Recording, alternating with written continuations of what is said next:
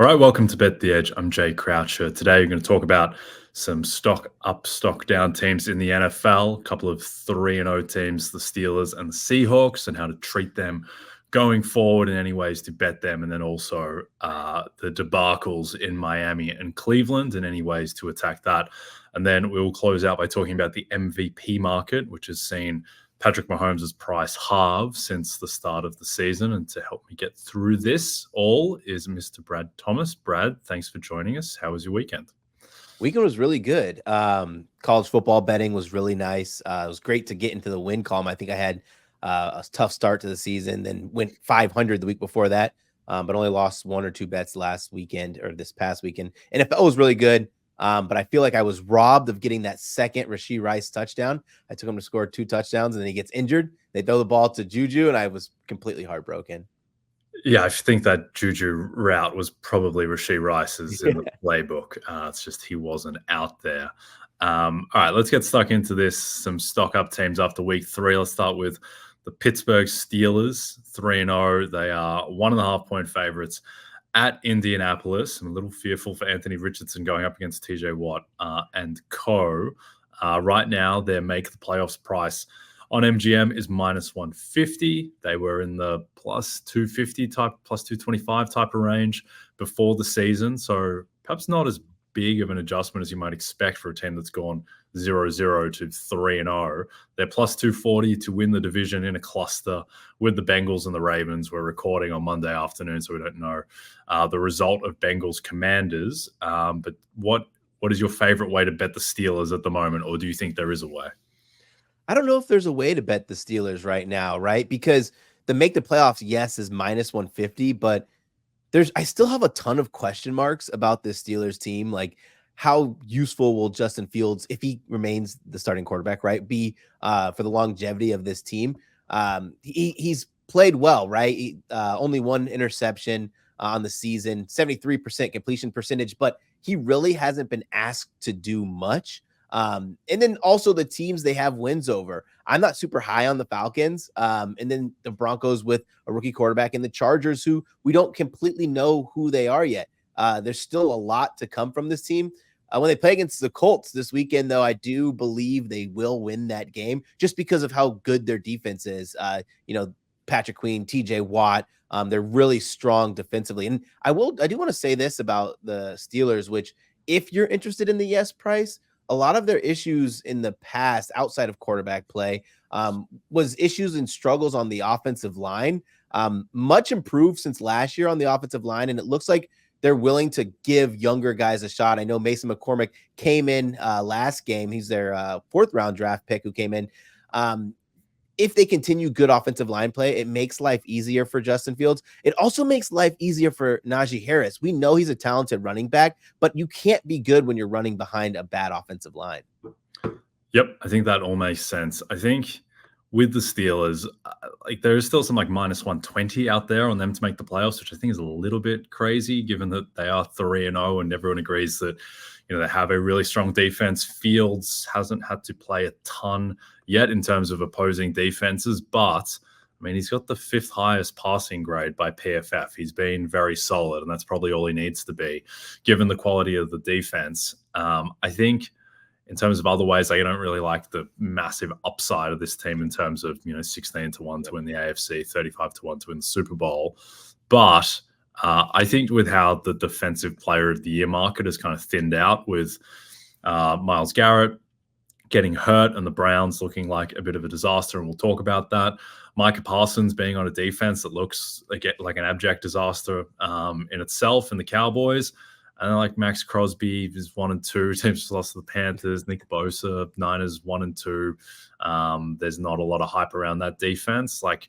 I think that it may even be a 50% chance that TJ Watt wins Defensive Player of the Year if the Steelers make the playoffs. So it's still early. It's still week 3. Watt has had injury issues in the past, but I think there is a case to be made that he should be shorter than his current market price, which is, in that kind of plus 300, plus 320 type of range. What do you think about TJ Watt for Defensive Player of the Year? I like TJ Watt a lot, especially thinking about how good this defense is, and he will get if this team makes the playoffs and they continue, I think they're fourth in defensive DVOA so far this season. It won't be the praise of Justin Fields or Najee Harris. It'll be a praise of TJ Watt. And it feels like his name's in the conversation every single year. So if he stays healthy, he certainly is worth the price, in my opinion. Yep. I agree. I think that just look at what he does every year. Like every year he's in the conversation. Like just off the top of my head, I think 2020 narrowly lost to Aaron Donald, and then 21 he wins over Parsons. There was a year, 22, I think he's dealing with injuries, and it was Bosa. And then last year, I think that had he got one more sack in that Week 18 game against Baltimore, to have 3 for that game and finish at 20 for the season, I think he would have won Defensive Player of the Year over Garrett, who he narrowly lost to, which really would have hurt my feelings, given I had a lot of Myles Garrett, and I think I got a little bit lucky there at the end. Let's pivot to another seemingly pretty strong defense in Seattle, with Mike Macdonald, former AFC North man, now leading the NFC West with 3-0 Seahawks, who somehow have a 2-game lead in the division over the Niners and over everyone else, given everyone else in the division has 1 win. The Seahawks are 4.5-point dogs at Detroit. This is the Seahawks' first big test. This is the first game where they are an underdog. They are -140 to make the playoffs, +185 to win the NFC West. Any way to bet on the Seahawks, do you think? I wish there was a way I could bet on Ryan Grubb, offensive coordinator of the year. I do like a little bit of Mike Macdonald at +500 to win coach of the year. 3-0 to start the season, and they've made improvements in areas that are important, right? Last year, they're about 12th in offensive DVOA. It was really stale. They bring in Ryan Grubb. I know Grubb's not going to get as much as the recognition as obviously the head coach in Macdonald, but they bring in Grubb, great play caller. He was over at Washington, hanging out with DeBoer, kind of always had offenses that had quarterbacks just throwing for monster yards, teams that scored a ton of points, and they start 3-0. Well, we have to remember they start 3-0, 2 of those wins without Kenneth Walker, right? Zach Charbonnet steps in, and it's clear and obvious that Charbonnet's not the same kind of running back as Kenneth Walker, but he still is getting the job done. They're still winning. Geno Smith needs to take care of the ball. I think that could be the issue with them if he's gonna be asked to do a lot of these complex route trees and route combinations through the wide receiver core. But 3-0 is a great start. This is just the 8th time in team history that they've started 3-0, the first since 2020. Like I said, they haven't really played much, or like you said, right? The Broncos, Patriots, and Dolphins. And this is like the anemic Dolphins, not the Dolphins that we saw last year. So there's still a lot of question marks about this team. But at +500, I don't know. Maybe like the only other player I'm like super excited about betting would probably be like Jim Harbaugh. Yeah, I think with Macdonald, who is the second favorite in the market behind Kevin O'Connell, I think that is a very clear tier 1 in the coach of the year market. Those two, they both have very easy or very foreseeable paths to winning the award, where if they just win their division. Well, Macdonald, first year coach, he's the guy who's most associated with kind of defensive revolution in the league right now, with what he did with Baltimore and all his simulated pressures and the versatility of his team for everyone to play every position. This kind of total defense type of play, much like the total football that the Netherlands played in the 70s, Brad, which only may you get the reference. Yes. I think that there is a lot of narrative for Macdonald, and likewise with Kevin O'Connell just winning the division with Sam Darnold is automatic narrative. I'm not sure at +500 there's a ton of meat on the bone. I think the Seahawks, at 15-1 to win the NFC, there is a little bit of value there, where just because of their upside to get, they can be in the mix for the 1 seed or the 2 seed. And with the Niners injuries, they have a material chance to win that division. And then in an NFC, which right now doesn't look particularly terrifying, like if they win the division, that means that just by proxy, the Niners are going on the road every single game of the postseason, and they're the only really terrifying team in the NFC at the moment, if they even are terrifying. So I think that there is a bit of upside with the Seahawks, and there's the chance that the Seahawks are the team that I think everyone thought the Saints were a week ago. Yeah, I agree with that. I'm really excited to see what the Seahawks team turns out to, because also offensively, I don't think they've hit their peak. I still think they're still gelling. And like you said on the 49ers, unless they can somehow get over this injury bug, I think they're going to be as limited as possible, right? Like they're just piling up. It feels like every time you look around, there's a new person who's either going to miss multiple games or get put on the IR. Seahawks stay healthy, protect the quarterback, and Geno Smith don't try to do too much. I think that has been his issue in the past, right? The turnovers from just kind of forcing balls that don't need to be forced in.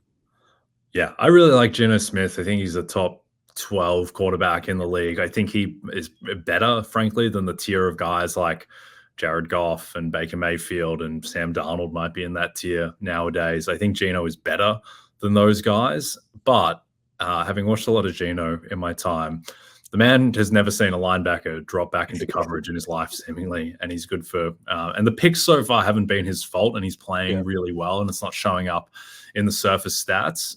But yeah, he is an excellent fit, seemingly, in Ryan Grubb's offense. And I think also it is a bit of an indicator how stale and poor Chicago's offense has looked under Shane Waldron, that perhaps Geno is better than people anticipated, given that he may have been hamstrung by Shane Waldron in the past when Waldron was running the show for Seattle's offense.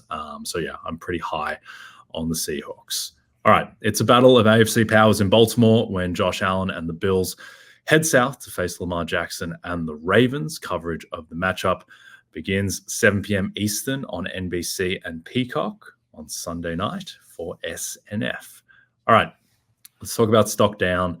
After week 3, the Miami Dolphins are a debacle at the moment. They get blown out by those Seahawks. They drop to 1-2. They really shouldn't have won the one either. If Travis Etienne hadn't fumbled through the back of the end zone in week 1, they probably lose to the Jags there. They are 1.5-point dogs at home against the Tennessee Titans, which I can't recall what the look ahead was on that one, but it was a lot different than the Dolphins being a 1.5-point dog. The total is 37 flat. This is a Monday night game. What is your read on the Dolphins at the moment? Is there any way to bet them, or probably more likely bet against them? You're probably going to want to go game by game on the Dolphins here, and it's going to be, I think it's going to be a tough season for the Dolphins. They're going to have an early draft pick because even before Tua got hurt, I think a lot of Dolphins fans can kind of resonate with this sentiment that before he got hurt, it wasn't pretty, right? They've scored the fewest points in the NFL, right? That's a team that has all this electricity. Devon A-Chain, they have Tyreek Hill, Jalen Waddle, like all of this electricity, and they can't figure out how to put it together in the first. Let's talk about the first 2 games where they did have Tua, at least for a first half, a game and a half. They couldn't run the ball in game 1. I don't think they had a running back that had over 30 rushing yards. You have Mike McDaniel in here, who's supposed to be this master offensive mind. It didn't look like they were scheming up anything that made it worthwhile. They probably should have lost that first game there and got really, really lucky. And then now Tua drops out with injuries, with the concussion, the brain injuries, and we don't know how long he's going to be out, but going to be out at least the 4 games going on the IR. And you're turning to Skylar Thompson, who is not an NFL starting quarterback. I don't even think he's a good NFL backup quarterback, right? Like, they need to get on the phone. I know they signed Tyler Huntley, but like, this team is pretty poor. And a lot of that, let's talk about I think their offensive line. Their offensive line needs a lot of work. This offensive line, if you run these kind of fun, get the ball out quick, a lot of O-line movement, you need to have offensive line that's number 1, disciplined, and number 2, really good at blocking, right? And when you're not disciplined and you're doing all these different zone blocking schemes, it's going to cause penalties. 11 penalties so far on the offensive line this season. Even looking at their PFS pass block grade, 54. And it's like 62 in their run block, hence why they can't run the ball. I was on their under win total before last game. It dropped, obviously. I mean, even if they get Tua back, this is going to be hard to find 8 wins on this team. It's just not a good team, and they're going to have to make some drastic changes before the trade deadline if they want to remain competitive. If not, they're going to be looking at a top 5, maybe top 10 draft pick. Yeah, I think what the game against Seattle illustrated is that this is a weak offensive line at the moment. And Tua, as maligned as he is, the one thing that he does really well, and he does other things well too, but he gets the ball out quickly and he makes quick decisions. And I think in this offense, with the ability of Tyreek and Waddle to get open relatively quickly, and how suspect the offensive line is, Tua was a very good fit. And we saw that Skylar Thompson, who just holds on to the ball for a lot longer. Seems for whatever reason that they don't get the plays in with Skylar Thompson very quickly. It kind of completely submarined the playoff game against Buffalo a couple of years ago, and they had issues with that against the Seahawks too. So just a disaster all around. I think this is a very difficult team to bet because, like, if you're pricing out, futures for this team, I think the way you have to do it is you need to run like different simulations based on the likelihood that Tua comes back after X amount of games. So it is 0% that he's going to play the next 3 games because he's on IR. What percentage chance would you kind of give to him coming back when he's first eligible? And then what percentage chance is it that he's out for the entire season? And then also, like, what percentage chance is it that they sign or they make a move for a quarterback, whether that's signing Ryan Tannehill, whether that's trading for Russell Wilson if Fields looks like the guy? Because the thing with Miami is, like, this team is theoretically built to win now. Like, they traded a lot for Jalen Ramsey. They have Tyreek Hill, who is, I think he's 30 years old at this point. He's 30 years old. So Tyreek is not going to get any better. They have veterans like Teron Armstead on the offensive line. Like, the time is now for Miami. And I find it very unlikely that they're just going to sit by idly and just let Tim Boyle and Skylar Thompson decide the season. Like, I think that this is going to motivate an action, which I don't know what it's going to be, but it would also scare me from, betting kind of negative outcomes for the Dolphins, because I suspect that their quarterback situation in one way or another is going to look a lot better in 3 weeks, just because it can't look worse than it does right now. Yeah, you have to absolutely make a change here. Even another name to add, an older player, Calais Campbell, who's playing really well. Like, he's getting long in the tooth. How many more seasons does he have left in him? They're in dire straits because, this team is not poorly constructed, and I'm not understanding the issues on the offensive line either. Like, the offensive line, if you just go by name basis, is not even poor. I can't get behind any of the prices, honestly, like, that are positive, right? Even if they bring in a Russell Wilson, even if they sign Tannehill, even if they trade for Jameis, right? Does it impact them enough to win the AFC East at plus 900? Because they could lose the next 3 games, right? And that could all but take them out of there. Does it impact them enough to where they're going to win the AFC? I don't know. I don't think so. And man, the Super Bowl, right? Like, it's really, really tough for me to get behind any positives for this team, unless, like, they make some trade that I just couldn't even see happening. Yep. Problems for the Dolphins, even more problems, I would argue, for the Browns, who are 1.5 point favorites at Vegas this coming week, which shows you where Vegas is at. The total is 37.5. The Browns win total now is set at 6.5. They're plus 275 to make the playoffs, minus 350 to miss, 12-1 to win the division. Wyatt Teller is out long term, another injury on the Browns offensive line. Myles Garrett got banged up as well. And then just the big thing by far, of course, is that Deshaun Watson looks horrific and is looking like a bottom 4 quarterback in the NFL among all the current starters. So do you think there is any way to bet into the Browns, against the Browns, be it this week or in any longer-term markets? Listen, the Browns were a 6.5 point favorite against the Giants, and the Giants actually did what I think that most of the bookmakers thought the Browns were going to do, and that was pressure the quarterback. They sacked Deshaun Watson 8 times. It's not some prolific Giants pass rush that we need to just write these stories about, that will look back in history and be like, man, you remember the Giants of 2024, how good their D-line was? But it's just a lot to do with the offensive line of the Browns, injuries piling up, and Deshaun Watson, another quarterback who, I don't know, maybe he thinks he's 22 years old again, and can escape any kind of pressure. But even to end the game against the Giants, he thought he had a clear path to get 2 yards for the first down, and he looked like he was running in quicksand. Couple that with poor accuracy against the Giants at 56% pass completion, which is not going to get the job done. If you look at their PFF numbers, 48 pass block, 60 in run block, but then everything else around the board is horrible for that offense. They miss Nick Chubb. It's clear, right? Jerome Ford, great college running back, really electric, and still I don't think he's gotten the amount of carries he needs to be explosive, average like 12 carries per game, but he's no Nick Chubb, and that's pretty evident.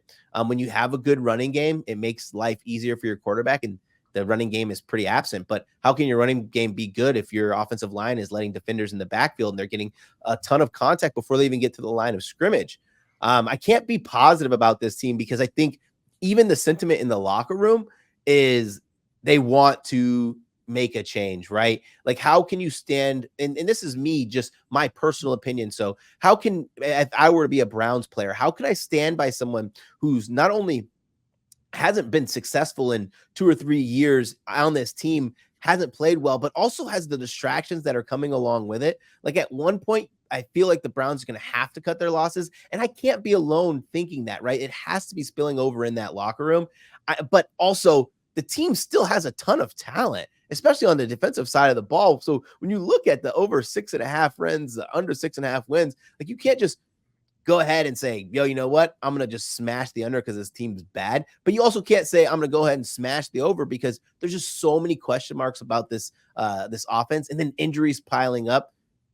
For me, it's a total pass on betting the over under. And I there's no way that I'm putting any kind of dollars on them to make the playoffs. Zero. Yeah, right now Deshaun Watson is 31st in the NFL in terms of EPA per play. The only quarterback who has been worse than Deshaun, who's had at least 48 plays, is Bryce Young. So Deshaun, I think you could make the case that probably outside of the Miami quarterback situation at the moment, that Deshaun might be the worst quarterback in all of football. And I'm not sure there's much that they can do given the contract situation there. But at some points, I just don't know what they do. They brought this upon themselves. I don't feel bad for the Browns for being in this situation, given that they made the choice of their own accord to sign Deshaun Watson, and it has gone as poorly as humanly possible on the field. And Myles Garrett right now, as we're recording, he's getting an MRI on his feet.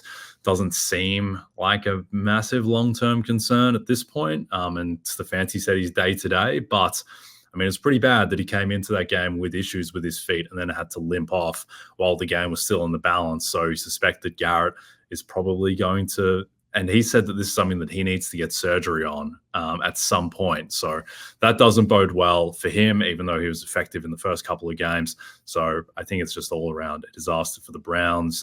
My numbers show a little bit of value on the Browns to miss the playoffs at minus 350. I'd probably wait to just get a sense around what his availability is going to be going forward. But yeah, it is all bad for Cleveland at the moment. And if they lose to the Raiders, which is about a coin flip, and then they go to 1-3, things might start to get really weird. I just don't think they can really bench Deshaun because of his contract. But yeah, I mean, at this point, like, he looks worse than he did last year, to be honest. And I don't think that's getting any better. All right, find out if the US can continue its dominance at the President's Cup this week when golf's biggest stars face off at the Royal Montreal Golf Club. Watch Thursday through Sunday on NBC, Golf Channel, and Peacock. As you all know by now, we've teamed up with BetMGM this season. We'll be using BetMGM lines to make all our picks, and we'll have special offers for our listeners each week. If you haven't signed up to BetMGM yet, use bonus code BETEDGE, and you'll get up to a $1,500 first bet offer on your first wager with BetMGM. Here's how it works.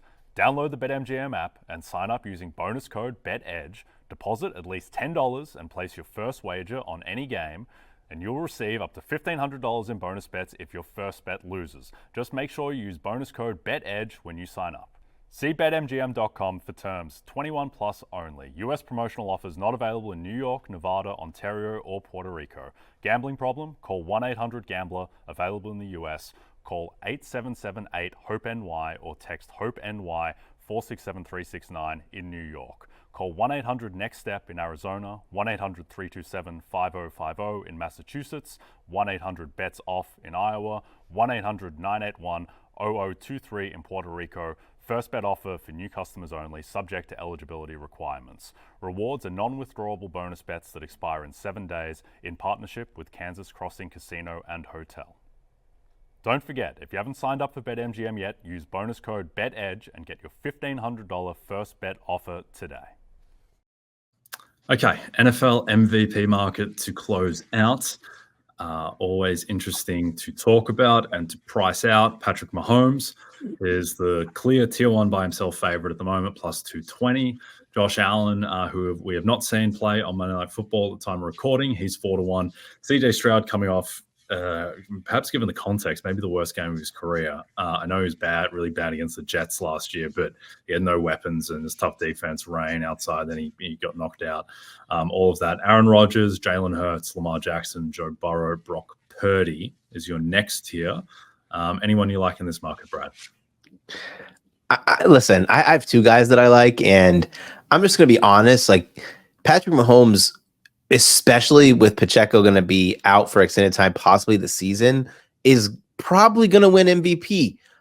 You're only going to lean on, Carson Steele did have a ton of rush yards, but you're only going to lean on Carson Steele and Samaje Perine to be the effective backs for so long, especially when you're playing teams not named Atlanta.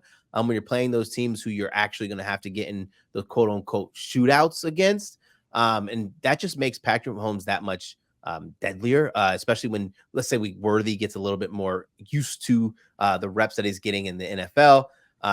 Maybe we see a turning of the corner of Travis Kelce, who only has 4 catches on the season. So, I mean, if anybody wants to just go ahead and say, I like Patrick Mahomes, I get it. But I actually think I would prefer to bet on Josh Allen. Josh Allen's just, he is the team. He is the Bills. He is the Bills offense. Yes, we saw the coming out party of James Cook. And I don't mean a coming out party like he wasn't a household name already, but that was the first time where early in a game where they weren't just smashing the other team, where he was getting a ton of carries, a ton of volume, and he was doing more around the goal line than Josh Allen. But I don't think that's something that's going to last throughout the entire season. This is Josh Allen. When they get into the red zone, he's the one who wants to run it in. He is the one who helps his team. He's the one who moves the chains there. And he's just playing really good, right? If he limits the turnovers that he's had over the last couple of seasons, he's absolutely the probably best choice in this tier. But let me give you another guy. And you're probably going to think I'm crazy, but I'm going to go with Mr. Sam Darnold, 35-1. I don't think it's a fluke. We're 3 games in now. Passer rating of 117, 8 touchdowns, 2 interceptions, 68% completion percentage. He's already beaten the Niners and the Texans, right? And what I liked about Sam Darnold is 2 things throughout the season that are going to be beneficial to his success throwing the ball. Number 1, their offensive weapons are just going to get healthier, right? Justin Jefferson dealing with a little bit of the hamstring. We had the Jordan Addison issue, TJ Hawkinson. These weapons are going to get healthier, make it easier for him. Number 2, when you look at their schedule later towards the season, the winter months, they have 1 outdoor winter game. I believe that's the one against the Bears, and that's still in November. The rest are either indoors or in warm climates, which I always look for when I'm trying to kind of price a guy out. It's going to be hard for Sam Darnold to win in terms of brand recognition and where he plays.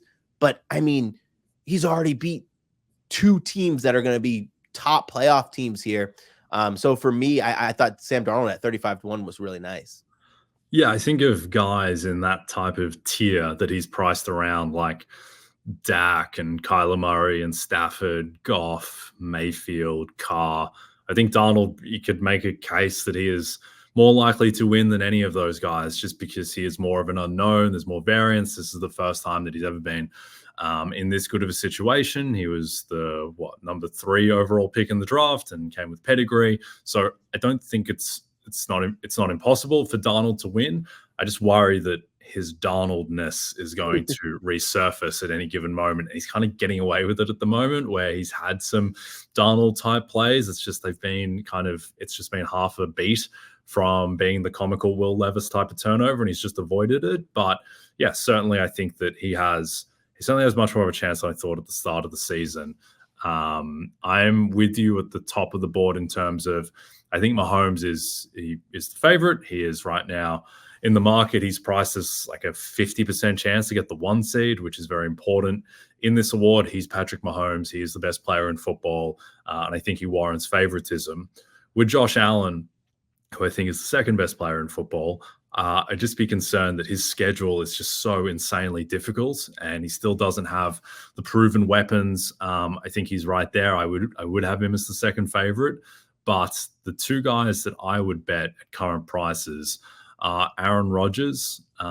Anything he's in the 14-1 out to 20-1 type of range. Seen enough from Rodgers the first 3 weeks to think that he can play at an MVP level. He is 4th in EPA per play. He's 4th in PFF grade, and he hasn't really established that connection with Garrett Wilson yet. So I think there's still upside to come with Rodgers. He's also plus 190 to win the AFC East, which more or less lines up with my numbers once you strip out the margin. So somewhere like in the range of a 30% chance to win the division, which would just knock out Josh Allen from MVP, most likely. And so that is helpful too. Rodgers' schedule is easier than Allen's. I think Rodgers just in isolation is more likely to win MVP than CJ Stroud, and he's basically double Stroud's price. And then if I was going to bet on any long shot, Brad, I would bet on Geno Smith at 80-1, because I think Geno has played close to an MVP level so far. It's just he's gotten unlucky with all 3 interceptions. There's been weird stuff behind each of those interceptions. I think there is a real chance that the Seahawks will get the 1 seed. I think the fact that the thing with MVP is like, guys typically, they don't win when have had an established level of play for so long. So like, Baker Mayfield, Jared Goff, Derek Carr, like these guys have never played at an MVP level. And I think it's unlikely they suddenly turn into those players. Geno, at least, is kind of weird, where he's only really had 2 full seasons as a starter post-Renaissance. You could argue that he was hamstrung by Shane Waldron as well. And in this Ryan Grubb offense, with the weapons that he has and the coaching, I do think there are worlds, and they're very strange worlds to think about, where Geno Smith wins NFL MVP. But I think he's more likely than all those guys whose names I reeled off. And I think that even though it is unlikely, I think 80-1 is too long. So Geno would be my long shot. And then of the top, the more favored guys, Rodgers would be my bet. What do you think about either of those? I'll just say, what a world we're living in, where we're sitting here on a pod talking about Geno Smith and Sam Darnold as long shots for MVP. Jets. And Aaron Rodgers. Aaron Rodgers. I'm high on the Jets. I've been high on the Jets since last season. You know, they kind of fizzled out, obviously, with the Achilles injury. That connection's going to happen with Garrett Wilson. I will be honest, at the beginning of the season, I took Garrett Wilson Offensive Player of the Year. It was a crazy ratio in practice of like 64 targets to the next guy being Allen Lazard at 33 in training camp for the Jets. The connection's not there yet. I also think it's a little bit of the play calling. A lot of these routes that are not designed to get a player open, but more routes where the player does the work, like these comeback routes. Those are just harder when your chemistry is not 100%, when you haven't had all that time to work together. I took Aaron Rodgers as a comeback player of the year. I don't hate it at all. Also, the New York market, right? Like if the Jets come back, and the Jets are back, everyone talks about it. That will be story. That will pull the headlines. It's also really nice that Aaron Rodgers is a polarizing figure. Aaron Rodgers could go and get a breakfast bar, and people will talk about what kind of breakfast bar he is eating. So imagine if he brings the Jets to being back. Like, you're not going to see 14-1. You're going to see that closer down to 3-1, because people want to root or at least talk about Aaron Rodgers.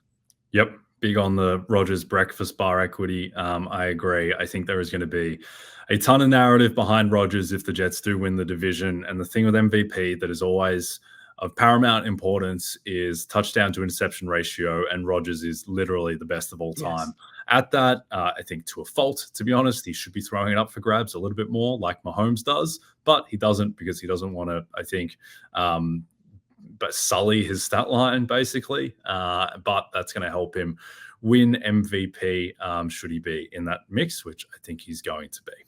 All right, we are done for today. Brad, anything to plug? Everyone can follow Brad on Twitter /X at Mr. Brad Thomas. What have you got going on at the moment?